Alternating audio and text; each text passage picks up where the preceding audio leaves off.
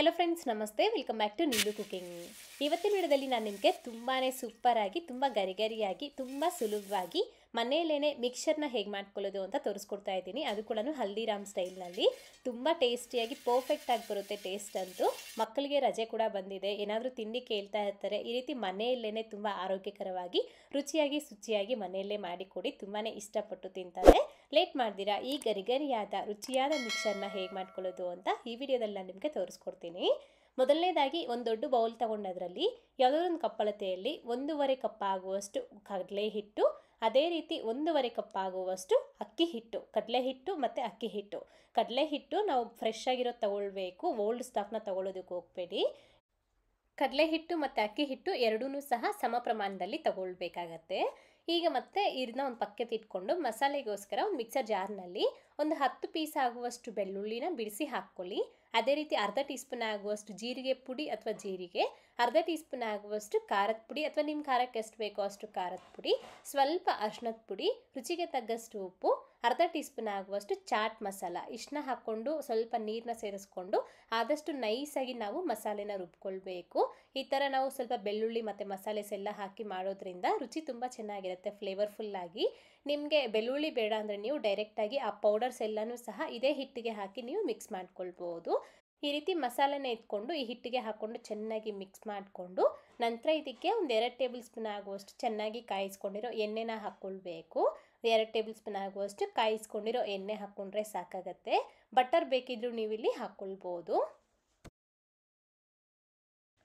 ಈ ಥರ ಎಣ್ಣೆ ಹಾಕಿ ಚೆನ್ನಾಗಿ ಕೈಯಲ್ಲಿ ಪ್ರೆಸ್ ಮಾಡ್ಕೊಂಡ್ಬಿಟ್ಟು ಚೆನ್ನಾಗಿ ಹಿಟ್ಟಿಗೆಲ್ಲ ಎಣ್ಣೆ ಆಗೋ ರೀತಿ ಚೆನ್ನಾಗಿ ಮಿಕ್ಸ್ ಮಾಡಿ, ಅದಾದಮೇಲೆ ಇದಕ್ಕೆ ಎಷ್ಟು ನೀರು ಬೇಕೋ ಅಷ್ಟು ನೀರನ್ನ ಈ ರೀತಿ ಸ್ವಲ್ಪ ಸ್ವಲ್ಪನೇ ಹಾಕ್ಕೊಳ್ತಾ ಹಿಟ್ಟನ್ನು ನಾವು ಸ್ವಲ್ಪ ಸಾಫ್ಟಾಗಿ ಕಲಿಸ್ಕೊಳ್ಬೇಕು।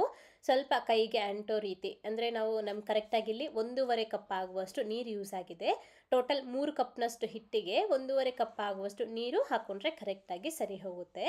ನೋಡ್ಬೋದು ಹಿಟ್ಟಿನ ಕನ್ಸಿಸ್ಟೆನ್ಸಿ ಅನ್ನೋದು ಈ ಥರ ನಮಗೆ ಸಾಫ್ಟಾಗಿ ಇರಬೇಕು, ನೋಡಿದ್ರಲ್ವಾ? ಈ ಥರ ಹಿಟ್ಟನ್ನ ಕಲಿಸ್ಕೊಂಡು ಹೀಗೆ ಇದನ್ನು ಪಕ್ಕಕ್ಕೆ ಇಟ್ಕೊಳ್ಳಿ। ಇದನ್ನು ನೆನೆಸೋ ಅವಶ್ಯಕತೆ ಇಲ್ಲ, ಹಾಗೆ ಡೈರೆಕ್ಟಾಗಿ ಮಾಡ್ಕೊಳ್ಬೋದು।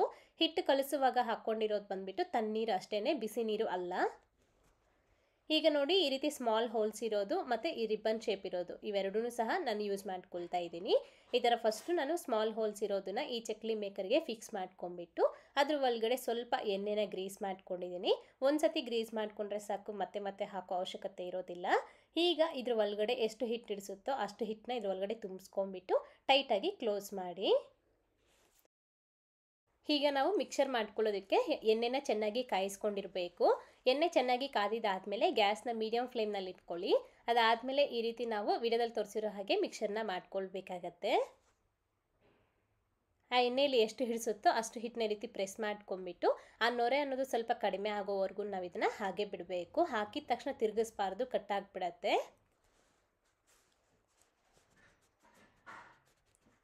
ಈ ಥರ ಆ ನೊರೆ ಎಲ್ಲ ಸ್ವಲ್ಪ ಡೌನ್ ಆಗಿ ಸ್ವಲ್ಪ ಸ್ಟಿಫಾಗಿ ಆದ ನಂತರ ಇನ್ನೊಂದು ಕಡೆಗೆ ತಿರುಗಿಸ್ಕೊಂಡು ಆ ಕಡೆ ಕೂಡ ಚೆನ್ನಾಗಿ ಗರಿ ಆಗೋವರೆಗೂ ನಾವು ಆ ಕಡೆ ಈ ಕಡೆ ತಿರುಗಿಸ್ಕೊಳ್ತಾ ನಾವು ಇದನ್ನು ಫ್ರೈ ಮಾಡ್ಕೊಳ್ಬೇಕಾಗತ್ತೆ। ಈ ಥರ ನೋಡಿ ಆದಷ್ಟು ಆ ನೊರೆ ಎಲ್ಲನೂ ಫುಲ್ ಬಬಲ್ಸ್ ಎಲ್ಲನೂ ಕಡಿಮೆ ಹಾಕ್ಬಿಡತ್ತೆ, ಆಮೇಲೆ ನಮಗೆ ಕ್ರಿಸ್ಪಿಯಾಗಿ ಕೂಡ ಸೌಂಡ್ ಬರ್ತಾ ಇರುತ್ತೆ, ಚೆನ್ನಾಗಿ ಬೆಂದಿರುತ್ತೆ। ಈ ಥರ ಚೆನ್ನಾಗಿ ಕ್ರಿಸ್ಪಿ ಆಗಿಬಿಟ್ಟು ಕಲರ್ ಚೇಂಜ್ ಆದಮೇಲೆ ಹೀಗೆ ಇದನ್ನು ನಾವು ಎತ್ಕೊಂಡ್ಬಿಡೋದು ಅಷ್ಟೇ, ತುಂಬ ಗರಿಯಾಗಿ ಫ್ರೈ ಆಗಬೇಕು।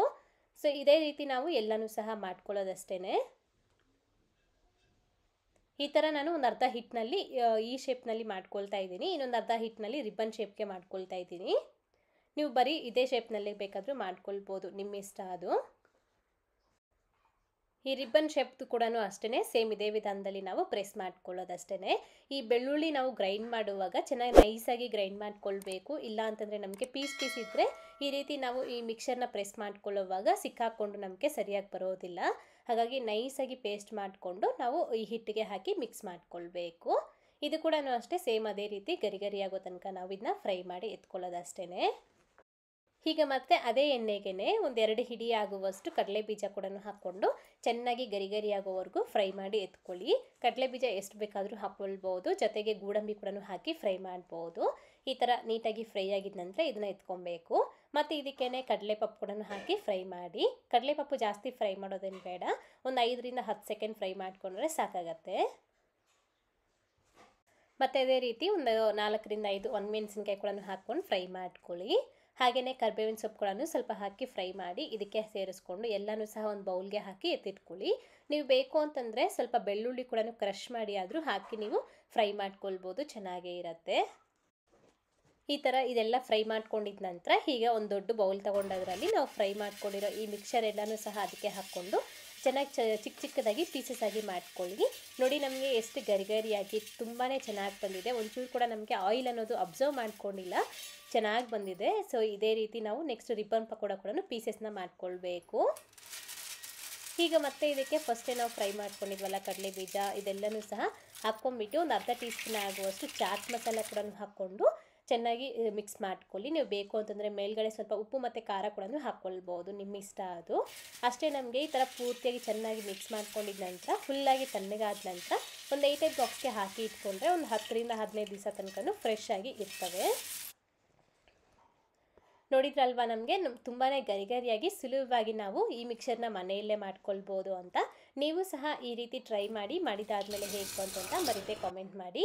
ಹಾಗೆ ಇವತ್ತಿನ ವಿಡಿಯೋ ಇಷ್ಟ ಆದರೆ ಲೈಕ್ ಮಾಡಿ, ನಿಮ್ಮ ಫ್ರೆಂಡ್ಸ್ಗೂ ಫ್ಯಾಮಿಲಿ ಮೆಂಬರ್ಸ್ಗಳನ್ನು ಶೇರ್ ಮಾಡಿ. ಮತ್ತಷ್ಟು ರೆಸಿಪೀಸ್ಗಾಗಿ ನೀಲು ಕುಕಿಂಗ್ ಚಾನಲ್ಗೆ ಸಬ್ಸ್ಕ್ರೈಬ್ ಮಾಡಿ, ಹಾಗೆ ಪಕ್ಕದಲ್ಲಿ ಬರುವಂತಹ ಬೆಲ್ ಬಟನ್ನ ಒತ್ತಿ. ಹಾಗೆ ನೆಕ್ಸ್ಟ್ ಟೈಮ್ ನಾನು ವಿಡಿಯೋ ಮಾಡಿದರೆ ನಿಮಗೆ ನೋಟಿಫಿಕೇಶನ್ ಮೂಲಕ ಬರುತ್ತೆ. Thank you. Keep watching Neelu cooking.